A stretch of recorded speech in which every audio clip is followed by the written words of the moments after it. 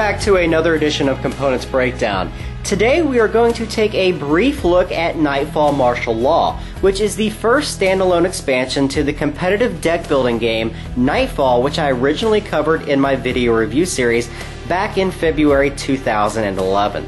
Martial Law features a brand new set of cards with special new powers, including all new vampires, werewolves, ghouls, hunters, wounds, and action cards, as well as introducing the new feed mechanic that allow players to effectively enhance their chained orders by giving them greater and more substantial effects. Since I have fully covered the gameplay mechanics of Nightfall in my previous video, I will spend my time here only covering those aspects of the game that are new, including giving players who are already familiar with the game a brief look at some of the game's new set of cards. Let's go ahead and take a closer look inside.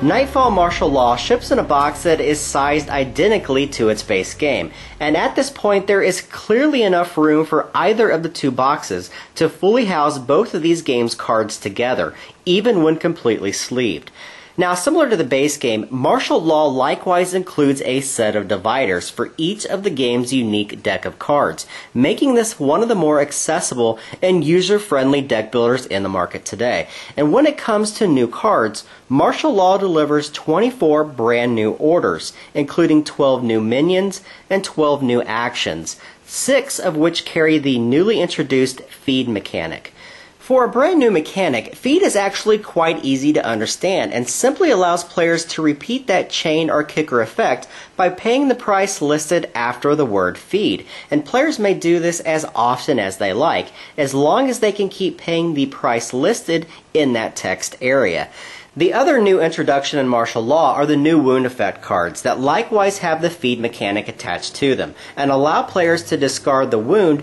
during their combat in order to add strength to one of their particular minions.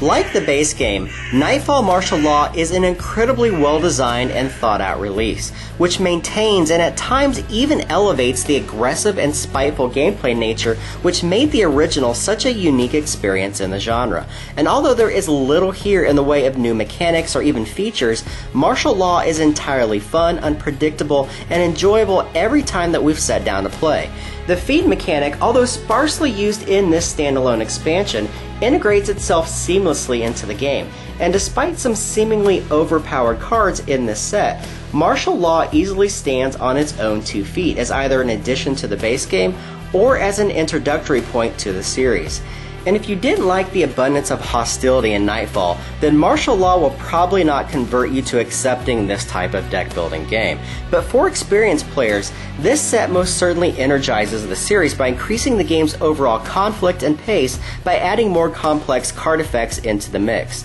creating even higher stakes at more critical portions of the game. So that is Nightfall Martial Law. I am Jeremy Salinas, and thank you again for watching.